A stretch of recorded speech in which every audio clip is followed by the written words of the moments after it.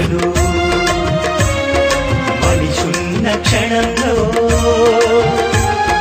మరణానికి చేరువలు మనిషున్న క్షణంలో ప్రాణదీపం నిలిపే రక్తదానం